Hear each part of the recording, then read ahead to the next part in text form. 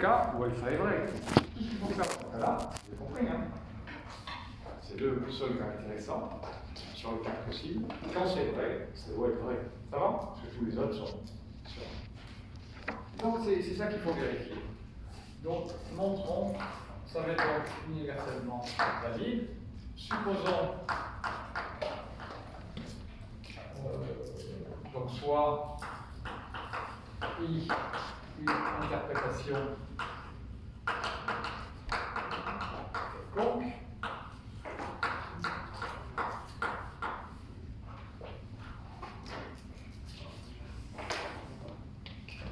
On va supposons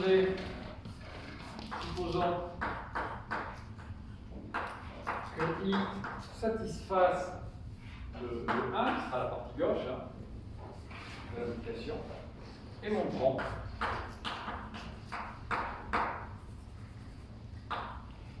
que I alors satisfait. Vous voyez le si alors. Ok? On fait l'hypothèse qu'on a la disjonction des deux quantificateurs qui est vraie, et on doit montrer dans une interprétation pas spécifiée que ça allait aussi à droite, qui ne va pas, pour le drame. Non, c'est juste par rapport à la 3, montrer que A implique B, en gros, c'est montrer que non B implique non A. Non. Ah, si on veut! Oui, si on veut non aussi. B implique non A, c'est la 2. Oui, mais non, oui, si on veut utiliser déjà des... Oui, si on veut utiliser des choses qu'on a... des équivalences qu'on a déjà démontrées. Mais là, je préfère le faire... oui, je suis tout à fait d'accord, hein, mais à partir de rien du tout, parce que ça fera une preuve supplémentaire qui joue avec les quantificateurs et les connecteurs et leur rôle l'un par rapport à l'autre, qui, vous remarquez, c'est ce qu'on va dire tout à l'heure, hein, ça va venir bientôt, est particulier. On peut là se focaliser effectivement, c'est ce qu'il dit de... Tout est vrai dans ce qu'il dit, mais le plus intéressant, c'est effectivement le rôle du il existe et du et, ici qui se retrouve dans un ou et un pour tout. Il est clair qu'il y a une sorte de négation, donc d'un simple point de vue comme ça, logico-logique basique, tout est déjà dit. Mais à un autre niveau, effectivement, c'est la compréhension du lien entre les deux, entre il existe et maintenant entre pour tout et où que je veux favoriser. Donc on est parti. C'est bien de toute façon pour une ligne aussi, hein, c'est pas très difficile. Si on a supposé que pour tous les qu'on a la partie 1 qui est vraie, on a une preuve par cas. Soit c'est la première partie qui est vraie, soit c'est la deuxième. Puisqu'on a... voilà. Donc on fait une preuve par cas. Dans tous les cas, on doit montrer la deuxième partie. Ouais. Preuve par cas. Et les deux cas étant absolument similaires, c'est un ou on a, si vous voulez, alpha ou bêta. Voilà. Implique 2. C'est ça que je veux dire. Donc on va supposer, puisqu'on a supposé la partie gauche, l'hypothèse qui est vraie, on va supposer par exemple que c'est celui-ci qui est vrai. Si ce n'est pas celui-ci, c'est celui-là. Et par symétrie, on aura résolu le problème parce qu'il joue le rôle absolument identique P1 et P2. Donc supposons que I valide alpha. Le deuxième cas, par symétrie, on l'a immédiatement, c'est la même preuve. Pourquoi? Parce que P1 ne diffère de P2 que par son indice. Hein. La structure, vous voyez, la construction est totalement symétrique, donc ce qui sera vrai. Et cette preuve-ci, on la refait, on doit la refaire. Hein. C'est la même. Mais donc si on a ça, qu'est-ce qu'on a? On a donc, pour tout x, P1 de x. D'accord? Donc, pour tout élément, là je préfère en faire trop que pas assez du domaine de I. La propriété, c'est quoi? C'est la propriété P1 interprété dans I est vrai. Voilà. Mais à ce moment-là, pour tout élément du domaine, qu'est-ce qu'on a? On a la propriété P1 de I ou la propriété P2 de I, qui est vraie aussi, hein, bien sûr. Ah ouais. La disjonction des deux propriétés, ah oui, puisqu'on est sûr d'avoir P1 de I, donc on a P1 de I de l'objet ou n'importe quoi, et en particulier ou P2 de I de l'objet. On est d'accord? Parce que c'est un ou, si c'était un et, ça marcherait sur moi. La disjonction des deux propriétés P1 de I et P2 de I est vraie. Si on accorde avec propriété, voilà. Bah donc quoi? Donc on quantifie là-dessus. Donc, dans I, on a bien bêta, plutôt 2, c'est 2 celui-là. 2 qui vérifie pourquoi? Parce que 2 c'est la quantification formelle, hein. On a remis le quantificateur, on est repassé du langage au métalangage. Plutôt du métalangage au langage, excusez-moi, on est repassé de la disjonction de deux propriétés vraies pour tout le monde à pour tout, hein, la formule avec le pour tout, le ou. Voilà. Et j'insiste bien, ici, c'est pas écrit, il y a écrit quoi en bas. Supposons que I satisfasse bêta, et c'est la même preuve. On est d'accord? Voilà. Donc on a 3i qui est bon. Dans la foulée,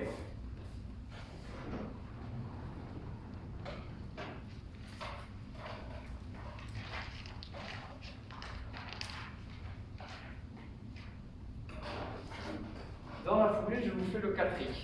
Finissez de copier ça. Le 4i, c'est la réciproque. Si pour tout élément, une des deux propriétés est vraie, est-ce que c'est vrai à ce moment-là que la propriété est vraie pour tout le monde, la propriété P1, ou que la propriété P2 est vraie pour tout le monde? Ni l'un ni l'autre. Comme l'ont trouvé différentes variantes, hein, les uns et les autres. Il suffit d'imaginer une propriété qui n'est pas vraie pour tout le monde, dont l'intersection, dans le recouvrement ne sera pas l'ensemble tout entier. Dans le pire des cas, c'est par exemple les nombres pairs et impairs. Hein. Il est bien vrai que tout nombre est pair ou impair. Ça recouvre bien toutes les possibilités. Le ou. Mais alors franchement, est-ce que tout nombre est impair ou tout nombre est pair? C'est bien sûr raté. Ça va? Donc, le contre-exemple le plus simple, hein, c'était celui-là. Je peux effacer, on a tout copié, ouais. Fini de copier. On n'est pas obligé d'être aussi extrême, vous avez compris. Hein.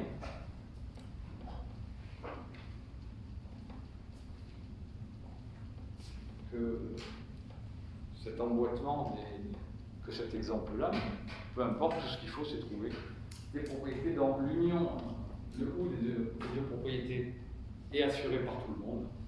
Et par contre, effectivement, on se débrouille bien pour que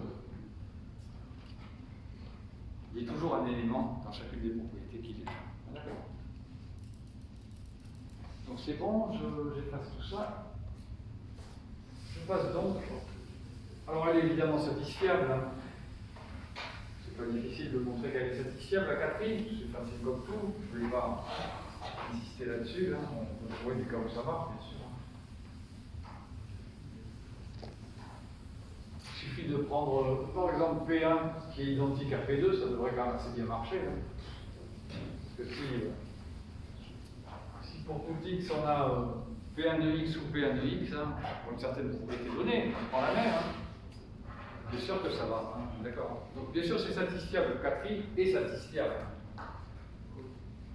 Alors, il me donne des exemples faciles de montrer que c'est satisfiable, oui, mais c'est pas universellement vrai. Donc satisfiable, dire au sens de satisfiable, mais non universellement vrai. Je vais écrire que ça, je vais rédiger que ça.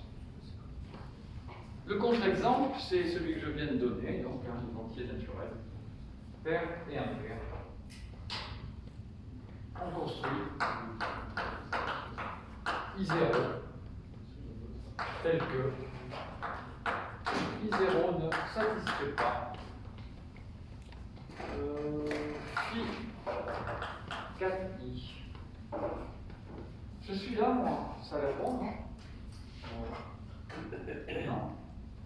Ça tourne un peu dans le vide, quoi. Ça, c'est mauvais, quand même. Il se fatigue vite, hein.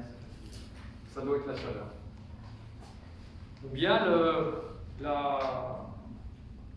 l'effet de coronavirus. Coronavirus, au bout d'un moment, oui, ça monte. Là, il y a un effet d'aérosolisation. Hein. Bien réussi, il faut dire. Ils ont réussi à bien aérosoliser celui-là. Bravo. Et du coup, parce que c'est plus. Voilà, ça marche mieux, c'est ce qu'il faut. Hein. Et là, la machine elle-même, elle a des pouvoirs. Ça monte, et clac. Il y a un seuil. Ouais, voilà. Donc je finis mon petit exemple, hein, et on récupérera quand on pourra. Rapidement, le domaine support, c'est les entiers, par exemple. Hein, et puis, il y a essentiellement interpréter les deux prédicats, puisqu'il n'y a pas de constante et pas de fonction non plus, entre autres. On va prendre P1 dans I0 pair, P2 dans I0 impair. Pour l'écrire autrement, ça va être l'ensemble des 2i que i appartiennent à n. C'est ça. C'est l'ensemble. Hein. Une relation lunaire, donc elle est définie, son interprétation est définie. Hein. Ça, c'est le symbole P1. P1 interprété dans I0, c'est tout simplement un ensemble d'entiers. Ceux qui vérifient la relation. 2i. Ici, 2i plus 1. C'est pareil. C'est la forme non abrégée de ce que j'ai écrit de manière ici plus ramassée. Donc quoi? Donc on a bien sûr que dans I0, la partie que j'avais appelée bêta validée, hein, tout nombre est pair ou impair, mais dans I0, le alpha ne l'est pas. Donc l'implication ne l'est pas, puisque vrai n'implique pas faux. Donc I0 ne satisfait pas, ne valide pas phi 4i. On est bon? Tout le monde a compris? Alors maintenant, le jeu, c'est quoi? On vient d'en faire 1, 2, 3 et 4. Combien nous en manque? Les 4 autres, en changeant, puisqu'il y a en fait deux possibilités d'identificateur et deux possibilités de connecteur. Donc 2 fois 2, ça fait 4, sauf que quoi? Sauf que là, on n'en a fait que 2, puisqu'à chaque fois, ça fait 4 possibilités, mais il y a le problème des équivalences, hein, c'est-à-dire, voilà, on en a fait 2. Hein. On a fait le il existe avec le et le pour tout avec le ou. Donc qu'est-ce qui nous manque? Le il existe avec le ou et le pour tout avec le et. On est d'accord?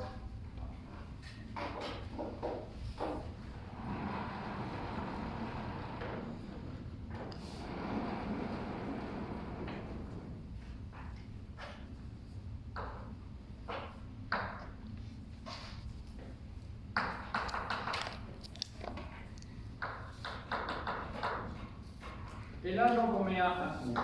Et là, on met un ou. Et là, on met un et. Et là, on met un et. Et là, donc, on efface tout. Et on remet des points d'interrogation.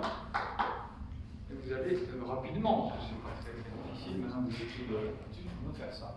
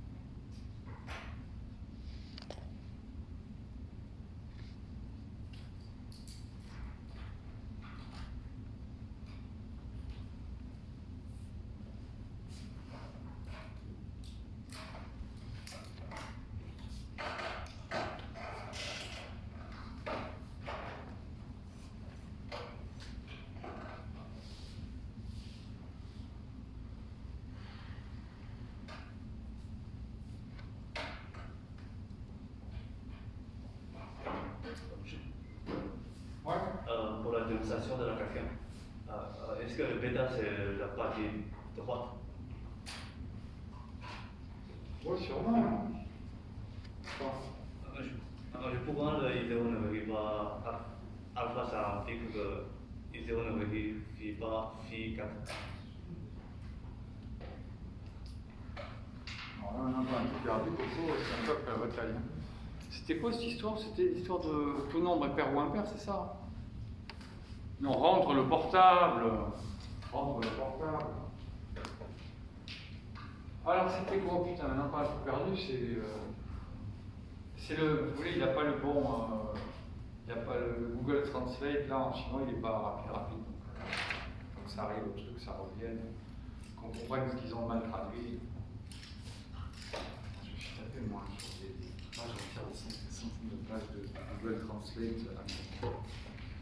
Fallait mettre ça en bon principe. Le cauchemar. Et c'est sorti hein, dans le commerce. Je peux vous dire que Google Translate, là, sur un vrai livre, c'est du bon. Il y a du travail.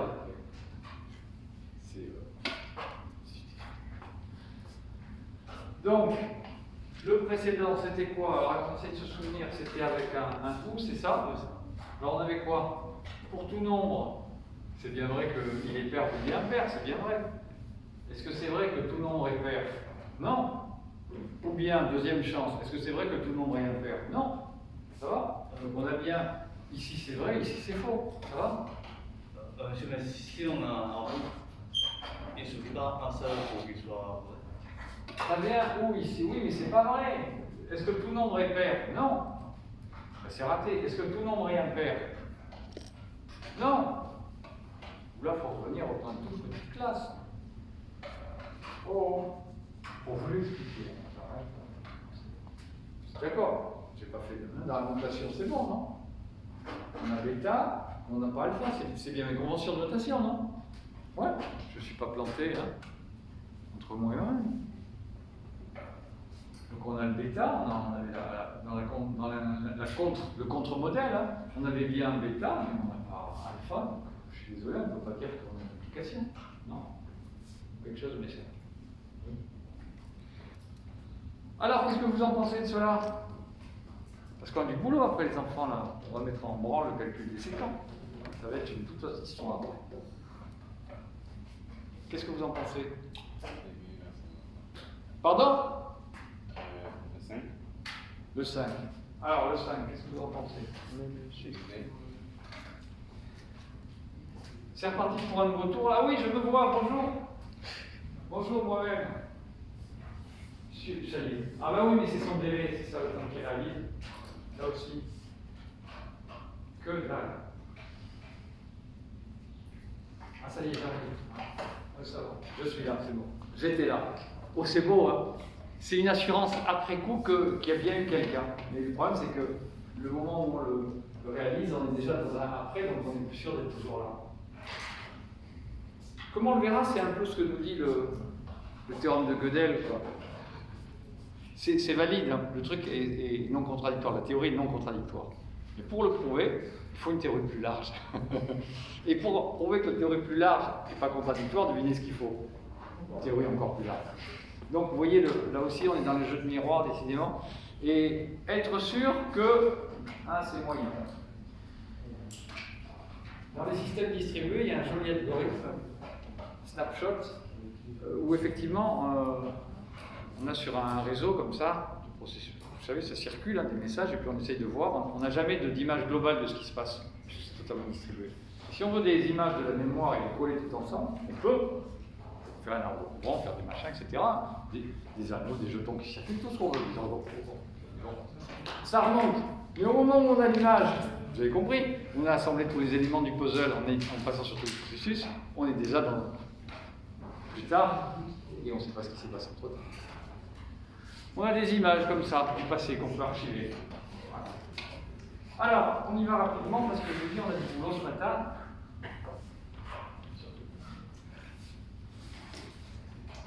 Est-ce qu'il n'est pas vrai que si j'ai ça, par exemple, puisque c'est une preuve par cas, il suffit de supposer celui-ci, hein, dans une preuve identique, on va avoir ça.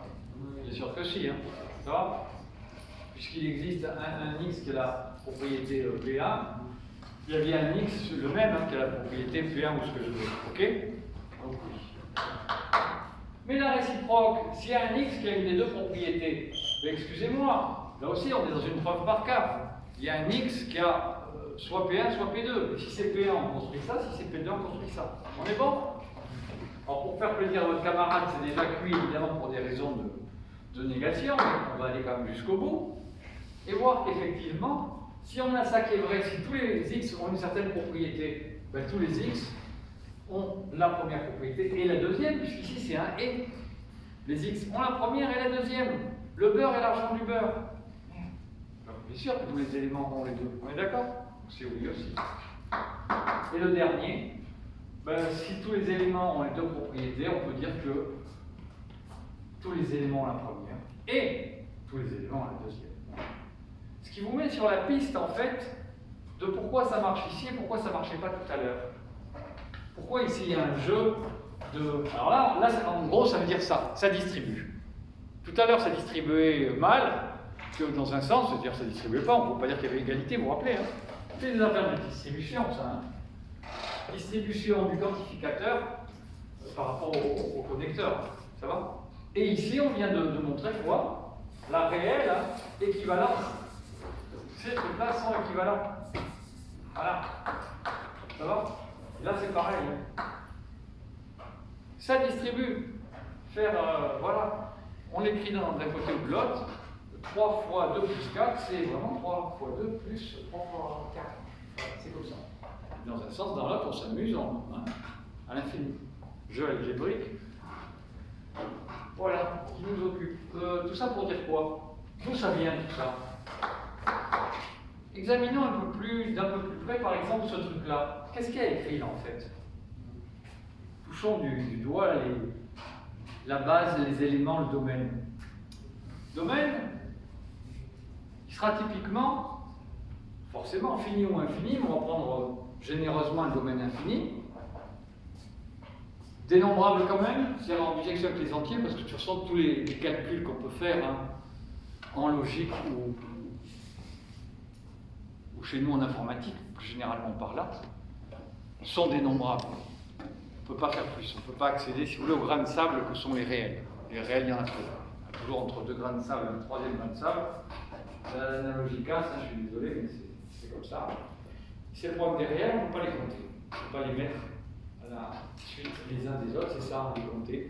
Construire une bijection entre les entiers naturels et un ensemble. C'est ça dire qu'un ensemble est dénombrable. On y reviendra plus longuement quand on fera du codage, justement. Un codage dont on a besoin pour les théorèmes de Gödel. Et qui a une importance capitale en calculabilité et en informatique en général. Toutes les structures qu'on utilise sont des structures finies ou dénombrables. Dénombrables étant donc en bijection avec les entiers. Le reste, c'est inaccessible. Donc allons-y. On est dans des structures là aussi dénombrables. On a une interprétation, vous avez compris, I quelconque, et on a des éléments dedans. Ça va? Mais des éléments qu'on peut quand même, on va se donner là, se mettre sous l'hypothèse qu'on peut les compter pour faire quoi? Tout simplement une petite construction qui vaut ce qu'elle vaut, hein, mais, qui vous éclairera sur ce qui s'est passé ici. On va faire cette hypothèse, hein. Et on est parti. Donc on va voir E0, E1, E2, E3, etc. Pour l'illustration d'une petite intuition sous-jacente. Pas pour faire des plans formels de quoi que ce soit, c'est juste pour... Voilà, ça c'est le domaine, vous avez compris? Voilà. Mais alors il se passe quoi? Ben, il se passe, qu'est-ce qu'il y a écrit ici? Pour tous les éléments du domaine, j'ai P1 de x et P2 de x. Ça veut dire quoi ça concrètement? Que j'ai P1 de 0 et quoi? P2 de 0. Ouais. Ah ouais, mais attention, hein. C'est vrai pour tous les x, donc qu'est-ce que j'ai aussi? La même chose.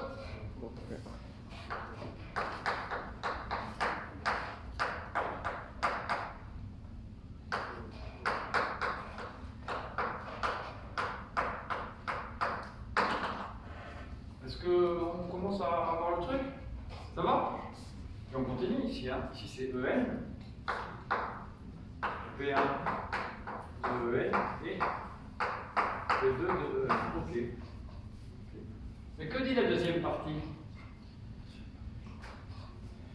Alors, comprenons-nous bien. Hein. C'est vrai, c'est vrai, c'est vrai, c'est vrai. Chacune de ces affirmations, de ces assertions est vraie. On est d'accord? On est bon? Qu'est-ce qu'il y a écrit là? P1 est vrai de tout le monde. Où c'est que c'est écrit au tableau? Donc ça, c'est le premier. Pour x vaut 0, ça va? Ça, c'est le deuxième. Et puis ça, c'est le troisième. Et donc, on a la conjonction de toutes ces boîtes. Ça va? Ouais? Vous me suivez ou pas du tout? Mais qu'est-ce qu'il y a écrit de l'autre côté?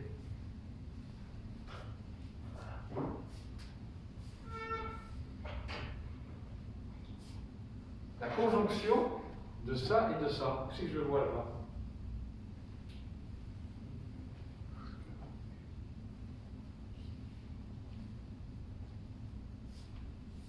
J'ai une seule conjonction, là j'avais une infinité de conjonctions, là j'ai une seule conjonction, mais de deux boîtes qui sont infinies, elles sont au tableau. Oh. Ouais, on code. Voilà. Et oui, c'est la première et la deuxième colonne. Première boîte, ça va? Pour tout x, P1 de 0 et de E1 et de E2 et de E, ça va? Première boîte, elle est là. Et la deuxième boîte, elle est à côté. Arrêtez.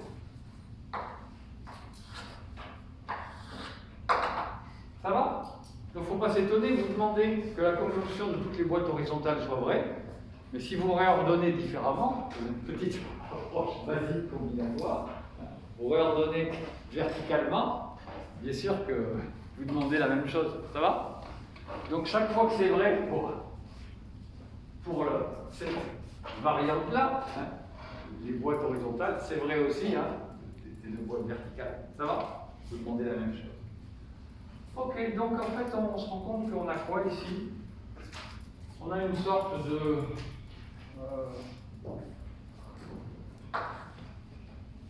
P1 et P2 de quoi? De, mettons, EI. I variant de 0 à l'infini. Et même mieux, on va l'écrire.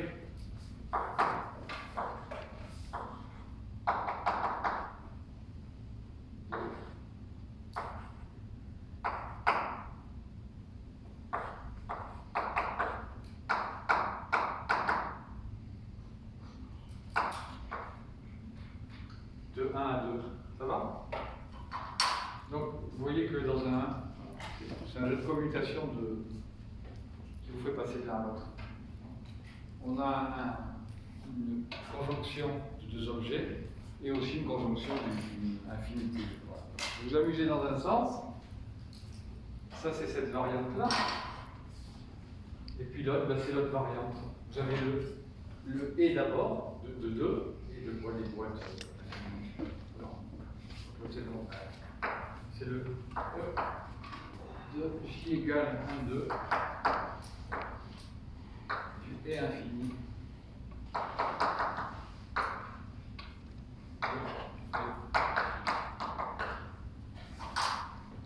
Donc ça commute. Elle est bonne. Bien. Ça commute parce que c'est des et. Mais qu'est-ce qui se passait dans le cas de figure en haut, à votre avis?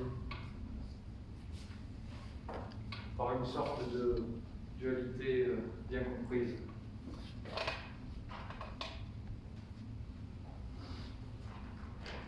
C'est quoi les deux premiers? C'est le il existe avec le ou. Quel est le rapport entre les deux existe et ou?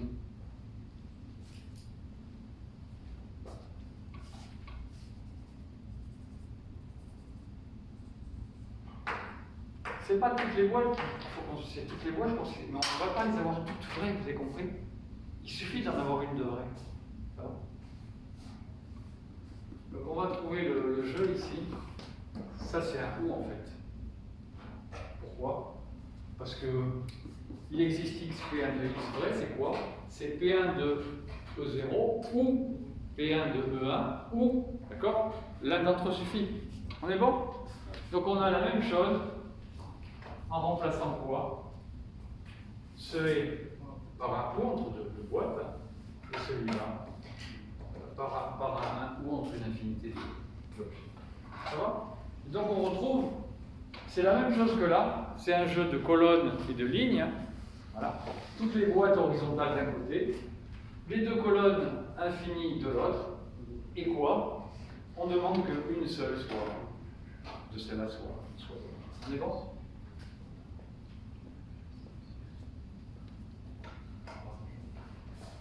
Bon, je l'ai vendu, et évidemment ça marche ici parce que j'ai ce bon appareillement et ce bon assortiment, vous voyez, entre le connecteur et l'identificateur, ça va? Alors que tout à l'heure, ils étaient pris à rebours, hein, c'était le mauvais quantificateur avec le mauvais connecteur, et du coup, ça communiquait pas comme ça. Ça va? Il y avait quand même des relations, puisque l'un était plus fort que l'autre, mais il était strictement plus fort que l'autre.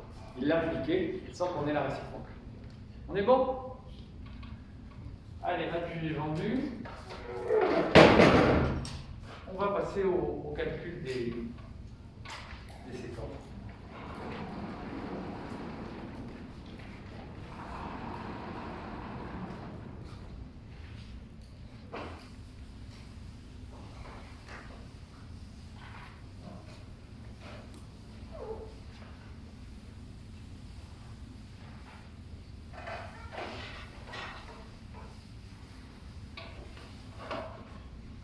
Je peux effacer mon truc là-haut? Bon, ben, j'effacerai après. Alors, qu'est-ce qu'on a vu? On a vu la morphologie, on a introduit les quantificateurs et aussi, hein, ce qui était le plus difficile sûrement, les strates, que sont les termes du premier ordre, les boîtes qui sont les formules atomiques et finalement les formules du premier ordre dans toute leur généralité. Vous avez compris la richesse hein, de la forme de ces objets, de ces formules du premier ordre. On vient de voir la sémantique. Essentiellement, la question c'était, maintenant on a infinité d'objets possibles, pas de date de vérité, nécessité donc, vous avez compris, hein, pour la satisfiabilité ou la non-validité universelle d'exhiber un objet, ça va, satisfait dans un cas qui est un contre-exemple dans l'autre, hein, et pour les deux autres cas de figure, nécessité de faire des preuves générales. On est d'accord? Et maintenant, on va passer aux preuves syntaxiques. Sur le système de preuves formelles, hein, syntaxiques ou formelles, les systèmes de preuves que sera. Pas que seront, mais que sera essentiellement le système de preuves, que sera le calcul des séquences. On reprend le calcul des séquences.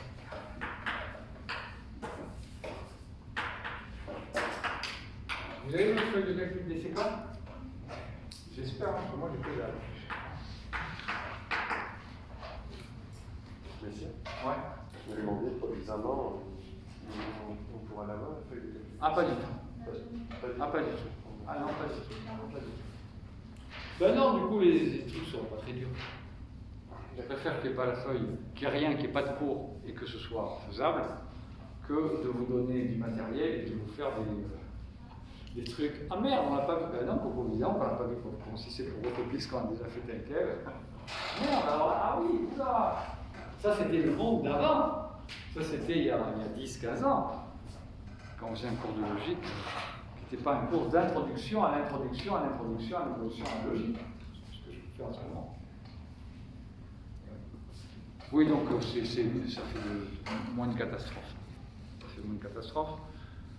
Ça fait plus des applications de ce qu'on a vu que des vraies petites questions, des vrais petits problèmes. Alors, je n'ose pas employer le terme de problème qui a disparu de mon vocabulaire d'examen depuis des années.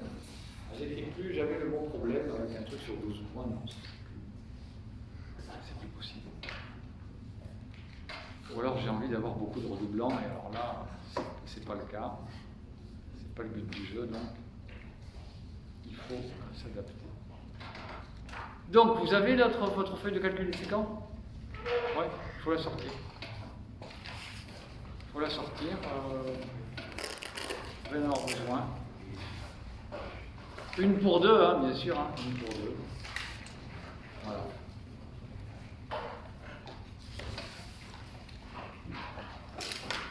Ça se passe bien, c'est quand ça bouge qu'il décolle tout ça. Ça bouge pas. Il est bon. Hein, j'entends rien. Ouais, non, mais ça a l'air d'être quand ça bouge, c'est la condition nécessaire et suffisante parce que je peux pas regarder. Ça ne peut pas, c'est bon.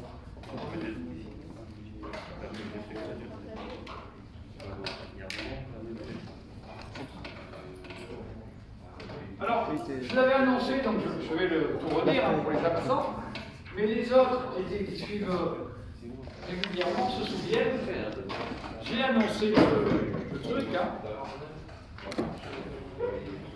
Alors attention quand même à garder là, le 1 mètre, voire 1 mètre 50, vous vous rappelez, puis après 2 mètres, et puis après, etc., 3 km entre deux individus, quand c'est possible, hein, pour éviter la contagion. Pas de cluster dans mon amphi. D'accord ? Pas de cluster dans mon amphi. Ça serait dommage avec ce beau soleil, laisser faire l'insolation. Ça viendra suffisamment tôt. J'ai raconté ça l'examen qui avait eu lieu dans ce truc-là. Vous, hein, vous, il y a 4 ans, vous, il y en a qui étaient tombés. Il faisait un peu chaud, il y avait 36. Alors, 36 dans ce sympathique amphi, dans l'après-midi, ça monte à 40. Qui n'a pas résisté, il l'a eu en dette, quoi. Voilà, il a eu l'inflation en dette. Voilà. Oh, mais ça c'est pour consommer de l'énergie. Ça c'est parce qu'il faut quand même assurer notre fonction de consommateur. Vous y voyez clair ou que dalle? Non, s'il n'y avait pas les ventilations. Ventilation. Ça a l'air de peut-être définir ensuite. Tu vois? Tu vois avec une ventilation? Non, mais il faut quand même faire un amphi avec des fenêtres qui sont à haut point, je pense. Parce qu'il y a un truc. Ouais, mais ça c'est. Il n'y a rien derrière, c'est pour décorer, ça c'était pour que les équipes de sécurité viennent voir. Ouais, non. Ah, moi j'ai fait un jour une soutenance de thèse à la Maison des sciences de l'homme, extraordinaire. Bon, là, c'est un ami en plus qui se joue. Là, John, Yannis, c'est fait grec, mais c'était John, parce qu'effectivement, la philosophie ça fait mieux. C'est étonnant, en philosophie on aurait pu penser que Yannis, évidemment, grec c'est mieux que John, mais non, c'est tellement devenu anglo-saxon que John c'était mieux que Yannis. John, il va falloir que tu finisses quand même dans 1h30, parce que tu es dans un espace clos, sans aucune aération. Donc il faut à tout prix. Il y a de la sécurité qui est venue nous dire ça, que vous quittiez, parce que sinon, il y en a qui vont commencer à tomber. Sur les questions, si vous voulez, ça permet dans les thèses, comme ça, surtout en philo qui n'en finissent pas, ça permet, c'est un bon moyen de recadrer, de retomber dans le réel et de limiter les questions du jury. Ils sont beaucoup moins courageux, effectivement, quand c'est en acte qu'en parole. Tout le monde est ressorti vivant, je vous rassure. Donc là oui, peut-être qu'il y a une tentative d'aération, alors honnêtement, c'est bien, ça cache bien son jeu. Hein. Mais, voilà, ouais. Il est probable qu'il y a quelque chose, si ce n'est pas complètement obstrué par on ne sait quoi, hein, qu'il y a de l'air qui finit par... Mais de toute façon, nous, on a ce merveilleux courant d'air, grâce à vous. Regardez ce courant d'air, là. Vous voyez les cheveux tout le temps, avec les ventilateurs, là, c'est net. Non, donc je pense qu'on est bon. On est bon, mais vous y voyez quelque chose ou que dalle? Parce qu'on peut continuer comme ça. Lui, il voit que dalle. Voilà. Je suis désolé, mais s'il voit que dalle, ça n'a quand même aucun sens de continuer comme ça. Hein. Il faut ce qu'il faut. Voilà. C'est pas qu'on aime les néons tant que ça réveille, je sais, excusez-moi là-bas dans le coin. C'était mieux sans, si vous pouviez baisser le son aussi. La lumière et le son, c'est parfait. Et ça, c'est le passage espagnol. Hein. Ça, on l'a pas dit assez, mais il y a eu un passage, les Espagnols sont arrivés à un moment. Oui. C'était Vasco de Gama, etc. Ils ont apporté les éventails comme ça. Typiquement, c'est la région de Séville qui produit ça à l'époque. Ah ouais. Ils leur donnaient un éventail, ils gagnaient. Bon, là c'était pas comme en Amérique du Sud, donc ils n'avaient pas, si vous voulez, de l'or par monceau. Ils avaient quoi? Tu dis de la chèvre grillée, des noix de coco et du requin vivant. Ouais. Les Espagnols ne sont pas restés très longtemps, c'est pour ça qu'après c'est les Français qui sont arrivés, parce qu'en fait, c'était pas un si bon deal, quoi. Mais bon. Après, il y a quand même de la perle noire, c'est bien. Il y a des perles noires, il y a de la vanille. Ouais, mais ça, comme ils sont pas cons, ils l'auront pas dit, ils l'ont gardé pour eux. Alors, ouais. Ah, vous avez de la vanille et des trucs comme ça? Ah oui, parce que c'était quand même le grand bonheur, ça, les épices. Tout ce qui était épices sont très très larges. Que de la vanille. Donc c'est l'autre côté de Madagascar, ça. Bien, partagez ça. Donc, on en vient ici au calcul des séquents. Le calcul des séquents, sa vie son œuvre, vous l'avez sous les yeux. Je l'ai déjà dit, donc, j'en étais là quand j'ai commencé à partir dans le décor. C'est le cas de le dire. On reprend les mêmes règles, on les interprète différemment, c'est le point 1. Puisque maintenant, vous vous rappelez, hein, le grand A, le grand B, ce sont des formules du premier ordre et pas d'ordre second. Ça va? Au lieu d'écrire donc à la place de A et de B, implique B, C ou D, non E, etc. On écrira pour tout X, etc. On écrira une formule du premier ordre. Ça va? Les A et les B sont des formules du premier ordre. Et bien sûr, les gamma et les delta sont des quoi? Des suites de formules du premier ordre. C'est le point 1, d'accord? Le point 2. Donc, 1, réinterprétation. Point 2, ajout de 4 règles supplémentaires. Pourquoi 4? Parce qu'il y a 2 quantificateurs. Et on sait bien qu'on peut le faire apparaître à gauche ou à droite. Ça va? Donc il y aura la règle pour le il existe à droite, la règle pour le il existe à gauche. Au sens de il va apparaître quand on passera des prémices de ce qu'il y a au-dessus à la conclusion. On est bon? Et la même chose pour le point. Donc, 2 points. On reprend le calcul des séquents. Et long.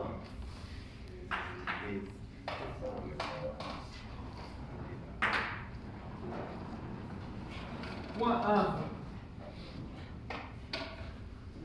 Modifie l'interprétation de ce qui est une formule. Une formule devient une formule d'ordre 1. Point 2. On rajoute 4 règles.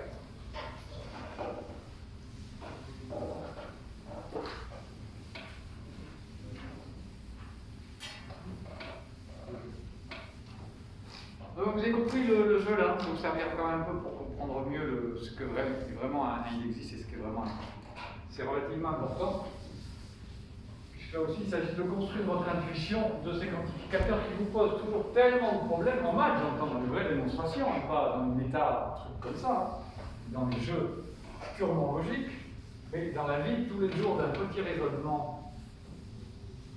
Non, au niveau de la vie de tous les jours, je ne dis pas la correction de je ne sais pas quoi, des licences.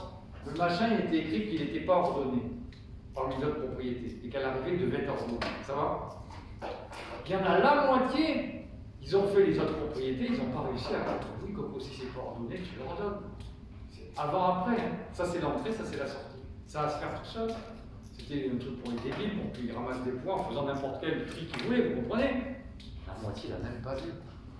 Qu'est-ce que moi je vais parler de subtilité, vous voyez, il existe du pour tout et de tout ça, de comprendre les énoncés, quand le mec n'arrive même pas à lire 3 mots de suite.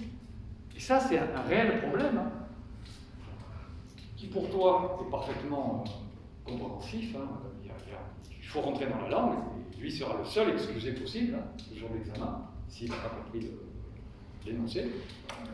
On sera extrêmement indulgent vers ça, et même, il ne faut pas lui dire, mais un exercice à côté, parce qu'il n'a pas compris le vrai exercice, je ferai comme si j'avais changé mon sujet. Alors, il va me dire 1 plus 1 égale 2. C'est pas bon, monsieur? J'avais cru que c'était ça que tout le monde disait. Ok? Mais les autres, apprendre à lire un énoncé. Apprendre à lire un énoncé. Nous, on fait ce qu'on peut pour que ce soit le plus simple possible. Et quand je vous dis, en entrée, un truc non ordonné, blablabla, en sortie, c'est ordonné et ça a telle et telle propriété, le machin n'est pas ordonné. Mais c'est pas la peine d'être en deuxième ou en troisième année pour. C'est du délire. C'est même pas la question de savoir ou pas faire un tri, parce que la moitié qui sait faire des tri, vous savez, ils font ce truc génial. Ils prennent les deux premiers éléments, hein, voilà, de la liste du tableau du n'importe quoi, ils les comparent. Ils croient qu'ils vont arriver à quelque chose. Si c'est lui le premier, ils mettent un problème. Coco, ça se saurait. Si on pouvait se limiter à ça, etc., ça se saurait quand même. La moitié de ceux qui ont essayé de faire un tri ne sont pas arrivés. D'accord, ils sont tard. Mais au moins, ils savent lire un énoncé. Le grave, c'est la moitié qui ne savent pas lire un énoncé et qui ne sont absolument pas comme lui, mais ils sont de langue maternelle française. Et ça, c'était pas comme ça il y a 20 ans. On ratait pas un truc aussi grossier que ça, que vous comprenez, hein. Nous, ordonner, on ne le ratait pas. On voyait bien qu'il fallait faire un truc, quoi. Maintenant, c'est devenu tellement superficiel la lecture, et en partie, c'est en partie. La lecture ne se fait pas à partir d'objets et de. C'est exactement ça, d'artefacts qui sont produits proprement, comme les livres ou les journaux, pour ceux qui lisent les journaux. Oublions le problème du journalisme, des journaux, de ce que c'est devenu. Ok, mais des choses qui sont quand même rédigées correctement, on est bien d'accord.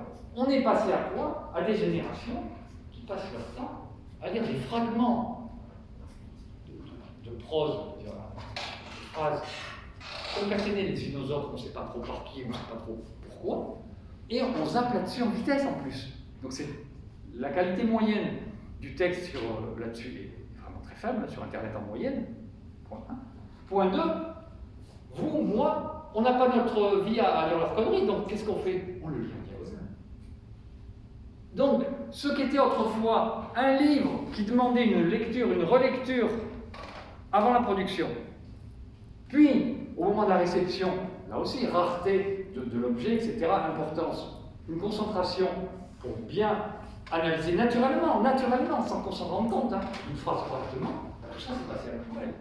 Dans le processus de production, on fait du n'importe quoi en ligne, et dans le processus de réception, du n'importe quoi sur la lecture, on lit en diagonale parce qu'on n'a pas que ça à faire.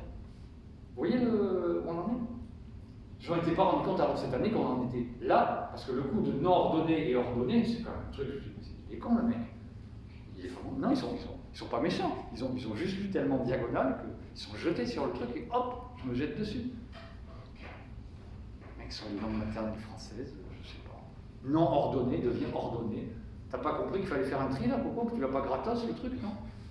Tu fais ce que tu veux comme tri, donc c'était exprès, vous imaginez, pour gagner des points. Parenthèse fermée, et on revient donc à notre calcul des séquences. On va donc quoi? 1. Réinterprète les formules A et B comme des formules du premier ordre, gamma et delta comme des suites, possiblement vides, de formules du premier ordre, réinterprète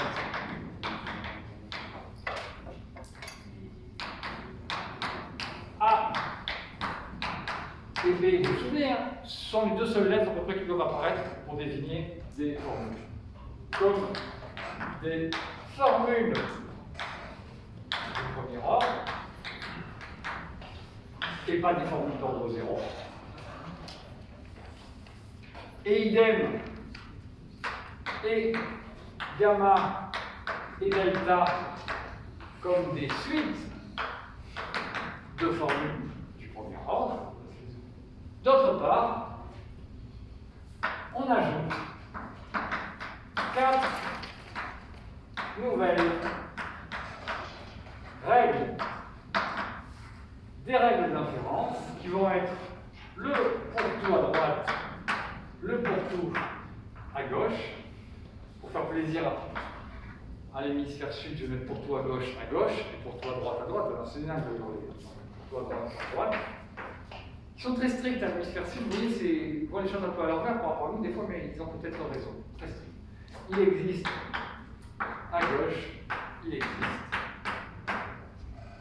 On est bon? Donc tout ce que je vais vous faire, c'est vous présenter ces 4 règles, et ensuite, on appliquera ce nouveau calcul des séquences, étendu au premier ordre, hein, essentiellement le même, vous comprenez, pour que le minimum pour qu'on fasse, on l'appliquera, on fera quelques exercices d'application. Et on retrouvera, devinez quoi, tout ce qu'on a démontré précédemment, ni plus ni moins, puisqu'il y a un théorème là aussi de 1930 de l'élève, c'est vrai, c'était pas à l'ordre 0, 1930 c'était à l'ordre 1, à savoir tout ce qui est vrai à l'ordre 1. Les formules universellement valides sont exactement ce que je vais pouvoir prouver dans le calcul des séquences. Ça va? Toutes celles où vous avez remarqué universellement valides, on va pouvoir les trouver. Et les autres, il est écrit non universellement valides, on va voir. Ça va?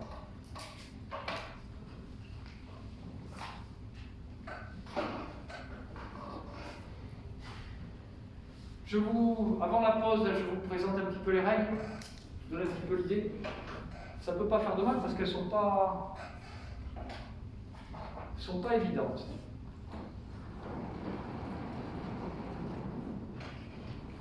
Et c'est normal, il y a ce problème de termes.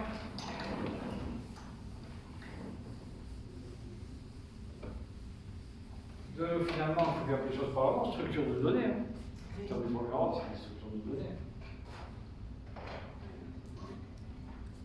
Qui viennent remplacer, etc., quoi, des variables, donc le jeu de la substitution, d'accord, mais c'est pas seulement un jeu, vous voyez, formel, de venir mettre la bonne valeur au bon endroit, c'est... Et quand j'ai des il existe et des pour tout, qu'est-ce que j'ai le droit de faire, sans faire trop de conneries, vous comprenez?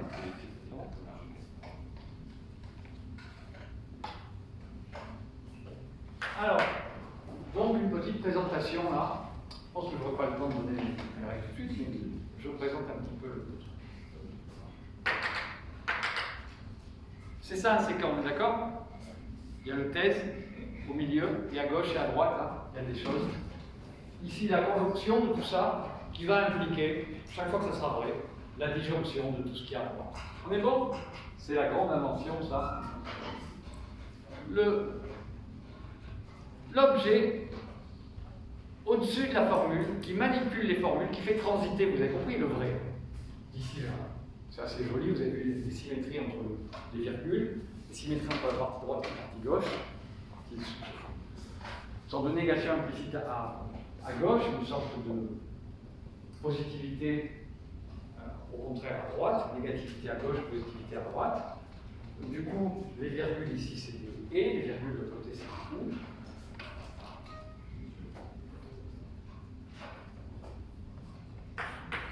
J'ai une preuve. Donc ça c'est la forme générale du séquence qui m'intéresse. J'ai une preuve. Ça va? Je suis en train de prouver quoi? Un certain nombre de choses et P de T. Ouais. Ça veut dire quoi? Ça veut dire que si le machin est bien parti des axiomes, je pars d'en haut, d'accord? Histoire de vérifier qu'on n'est pas en train de faire des conneries, ça va? Parce que quand on part d'en bas, on est sûr de rien. Parce que partir d'en bas, ça veut dire que ça c'est vrai, à condition que ça c'est vrai, à condition, vous voyez, on est toujours sous des conditions. Si on est en train de dire des conneries comme depuis le égale 5, on peut remonter jusqu'à un certain point, mais pas jusqu'aux axiomes. Vous saisissez, hein? Là c'est comme ça, je préfère pour une fois dire que depuis le début de la preuve, on ne fait pas des conneries. Ça va? Parce qu'on est parti des axiomes. Donc on est dans un truc comme ça. Ça s'est bien passé. Là, ça c'est l'arbre, hein. Vous n'avez pas compris, mais ça c'est l'arbre qui nous a amené à ce truc-là. Donc on en est là pour l'instant. On n'a pas dit encore, on fait trop de conneries, on avance. On avance, l'heure tourne, il faut trouver quelque part des quantificateurs. Qu'est-ce qu'on va pouvoir introduire ici sans trop de mal? Ben, si on a la propriété P du terme, vous avez compris, hein, le terme f de x, g de x et de petit a, hein, ces termes que vous connaissez bien. Okay, si on a cette propriété-là, ben bien sûr qu'on va mettre quoi? Devinez. On va pouvoir mettre le quantificateur. Il existe x de x. Ça va? Et oui, il y a bien l'objet qui a la propriété. On n'a rien inventé. Hein.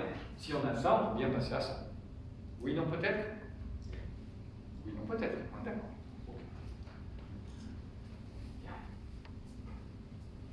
Alors, dans le même ordre d'idée, si on a B de T dans les hypothèses, les enfants, on se réveille, hypothèse, ça va? Hypothèse. Vous avez compris, à partir de tout ça, on conclut ça, donc à partir de tout ça, on peut bien conclure ce fragment-là. Ça va? Il y en a peut-être plusieurs, mais il y en a au moins un, on l'a sous la main.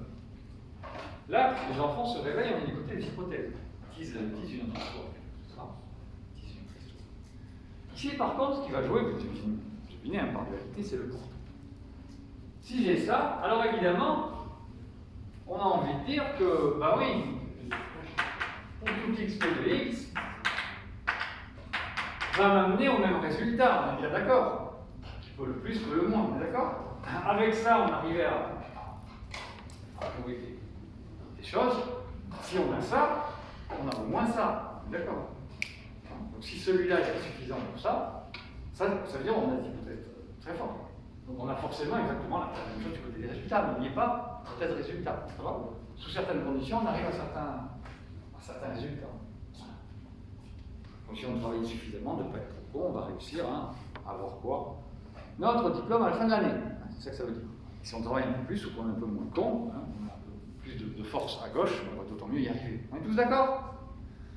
On vient de mettre la main sur les deux premières règles, qui parlent du il existe à droite et du pour tout à gauche. Je ne sais pas si j'ai le temps, malheureusement, je vais le faire proprement.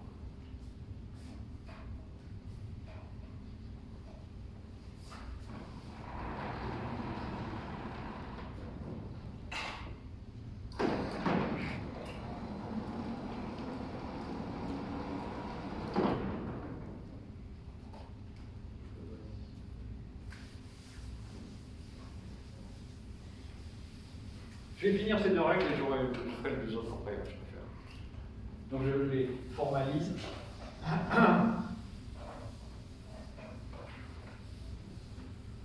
Tout ça était facile. C'est dans la formalisation que là, ça va devenir la règle d'être un petit peu inattendue, mais là, c'est pareil. Voilà. Je peux vous le dire tout de suite. Ici, on va avoir une sorte de bonus inattendu dans les règles par rapport à la forme habituelle qu'on a. On va être un peu plus laxiste que d'habitude, vous allez voir ce que ça veut dire. En sens inverse, pour les deux autres règles, ça sera le contraire. Pour les deux autres règles, c'est là qu'il y a des problèmes. Et c'est là qu'on aura une règle, mais on aura même des contraintes d'application de la règle en plus. Enfin, on va devenir encore plus strict qu'on l'était d'habitude. On regardait normalement le contexte local, vous vous rappelez? Vous vous rappelez, on regardait le reste, on s'en foutait. Parce qu'on a un ceci, un cela, on regarde le A, on met un non A, le reste, on s'en fout. Là, on ne pourra pas. Pour les deux autres, c'est le contraire. On a des super contraintes, on va être obligé de prendre tout l'ensemble de la formule en compte. Parce qu'on a des contraintes. Qu'on ne peut pas faire n'importe quoi.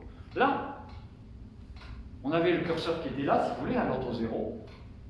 Ici, on est dans le super permissif, et vous allez voir la forme que ça va prendre tout de suite. Et tout à l'heure, après la pause, dans les deux autres règles, c'est le contraire, on sera super dur. Et ce sera ces contraintes d'application qu'on n'avait pas précédemment. Ici, le laxisme, il va venir tout simplement. Regardez, il existe, on va commencer dans l'ordre que j'ai fait, il existe à droite. Gamma, delta, il existe x. Ça va? Ça ressemble à ce qu'il y avait écrit là, ça va?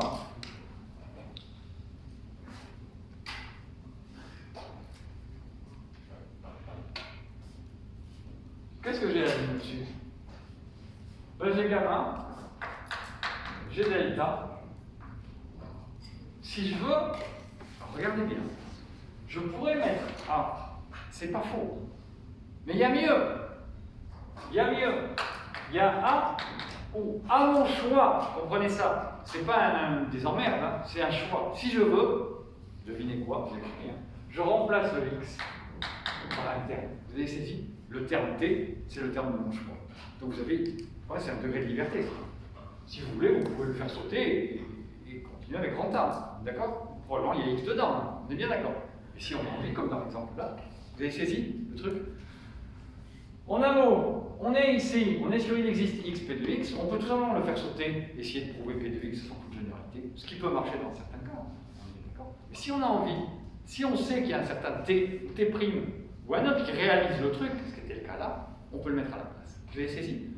Donc on a la possibilité de faire ça, remplacer x par rien du tout, et ce sera une des associations possibles, et ça dépend de vous, hein, de votre preuve et de ce qui va se passer. Vous pouvez le faire, la règle vous l'autorise, hein, de faire grand A tout simplement. Mais si vous avez envie, plus spécifiquement, de spécifier, de particulariser, de remplacer le x par ce que vous voulez, vous ne privez pas. Vous saisissez? Parce que ça sera vrai. Et oui, si jamais vous arrivez à prouver P pour un certain objet, il est bien vrai qu'ensuite on aura une existence P de x. On est bon? Donc ça, c'est un degré de liberté en plus. Hein. Ça va? Qu'on utilise ou pas. Donc, il y a des preuves. Hein. Cette preuve-là, qu'on verra tout à l'heure, pour tout x P de x, n'utilisera pas ce degré de liberté, vous devinez, parce qu'il y a toujours du x, vous imaginez, on n'utilisera pas. On va partir d'un t de x quelque part, thèse p de x, et on va faire le job pour arriver à ça, qui est correct. Hein. Si j'ai pour tout x p de x, alors j'ai une existe x p de x, ça va. Et il n'y aura jamais besoin d'instancier quoi que ce soit. On est bon. Donc il y a des cas où effectivement, on ne joue pas avec cette richesse et cette liberté supplémentaire. Il y a des fois, vous voyez, on en aura besoin. Et donc ça, c'est pour t et votre choix. Hein. Et à votre choix, à votre guise. On peut très bien, j'insiste bien, hein, on peut très bien garder A tel quel. Ça veut dire quoi? Ça veut, on peut très bien ne remplacer x par rien du tout. On peut très bien garder le x tel quel. Ça va? X, il est très probablement à l'intérieur de A, probablement, si c'est des preuves qui ont du sens, hein, si ce n'est pas des quantificateurs bidons qu'on a mis juste pour faire chier les étudiants le jour de l'examen. On est d'accord? Pour les dérouter. S'il y a bien du x à l'intérieur, ce qui est probablement le cas, alors, ou on le remplace par un vrai objet, vous avez compris, hein, du domaine précis qui a la propriété qu'on sait qu'il a, ou bien, pour les preuves générales comme ça, et génériques, on peut très bien le remplacer par rien. Vous avez compris que c'est un degré de liberté? Et bien sûr, cette chose-là se retrouve absolument, identiquement, c'est là-dessus que je vais terminer, hein. Et après je prendrai la question. Je vous le fais le deuxième parce que quand même, c'est tentant, donc on est là-dessus, bien sûr. Alors, il est à droite, il est à gauche, qui est-ce qui a gagné le gros lot dans l'hémisphère nord? C'est moi. Hémisphère sud, hémisphère nord, la balle au centre. J'ai mis à gauche ce qui était à gauche, à droite ce qui était à droite. Ils sont très stricts là-dessus. C'est le problème de marcher toujours sur la tête, après du coup ils sont un peu coincés du gauche-droite. Nous c'est plutôt l'inverse, hein. On n'aime pas trop marcher sur la tête, mais droite-gauche, on a notre dyslexie. Eux c'est le contraire. Donc ils marchent déjà sur la tête, après ce qui est à droite n'est pas à gauche. Sinon, voilà, et inversement. On est parti, gamma delta, le bloc central qui ne bouge pas. Ici, qu'est-ce qu'on avait deviné? Qu'est-ce que je mets ici? Bien sûr, tout x1. Et ici, qu'est-ce que je peux mettre? A, mais A, ou si j'ai envie de substituer les x par ce qui me chante, je peux le faire. On est bon? A, ou, voilà. Si j'ai envie, hein, il est possible, avec toujours pareil, T de mon choix. Et si j'ai envie, sans obligation d'achat. On a compris que c'est une liberté. Voilà. On en a fait deux. On fera les deux autres, les contraignants, après la pause, parce que j'ai l'impression là que 10h03, on est déjà dans le négatif. C'est le travail du négatif. Vas-y. Quand il existe à droite, quand vous mettez tu es dans la preuve ou dans ce truc-là? Dans celui-là. Là. Quand vous mettez, on prend le A et puis on substitue, on peut substituer tous les x par un t. Est-ce que du coup ça équivaut à... Au sens habituel, hein. Tu as compris, tous les x qui apparaissent sont évidemment remplacés sur la quête. Est-ce que ça veut dire que du coup, comme on est dans des successions de... Non, t'as tout compris, les x ailleurs ils ne sont pas substitués. Non, je sais. Ben alors, j'ai pas dit ça. On a delta ou alors A t substitué par Ouais, d'accord. etc. Et du coup, est-ce que ça équivaut à dire, est-ce qu'on pourrait marquer delta ou A T1 ou A T2? Ah non, mais non, on peut pas. Mais non, parce que les domaines sont infinis, donc on ne peut pas. Oui, mais dans l'hypothèse où ils sont finis, du coup. Est-ce que ça équivaut à faire une succession de ou avec les t pour lesquels ça fonctionne? Ah ouais, non, mais là, il fallait quand même y aller doucement avec mon exemple, parce que mon exemple, malheureusement, si tu veux, voilà, il était joli pour l'intuition, les ou le truc infini. Manque de bol, dans la réalité, on ne peut pas se permettre de prendre une suspension, là. Et d'autre part, ce truc-là est supposé marcher partout, y compris sur les trucs infinis. Ouais. Donc si on trouve un truc fini, ou même si c'est vrai ce que tu dis, ça ne va pas nous aider comme système de preuve pour les trucs infinis. Tu comprends? Voilà. Donc, et non. C'est une représentation. Voilà, oui, si tu veux. Mais moi, ce que je dirais surtout, en toute honnêteté, bien sûr, c'est intelligent, parce que ça correspond à ça, évidemment. C'est qu'il faut essentiellement voir la forme de la preuve que vous faites. S'il y avait des objets plus ou moins particuliers qui traînent ici et là, il faudra sûrement les utiliser à un moment, vous comprenez, une utilisabilité. Si par contre, comme dans une espèce de preuve qui était débile, mais qui est plus compliquée, il n'y avait que de x partout, du y, du z et jamais d'objet précis, il faudra probablement jamais instancier. Ça va? C'est une sorte de rule of thumb comme ça, de très grossier. Allez les enfants, je vous laisse pour un quart d'heure de pause, problème de secrétariat comme d'habitude, et on revient ici pour de nouvelles aventures avec M. Guérin.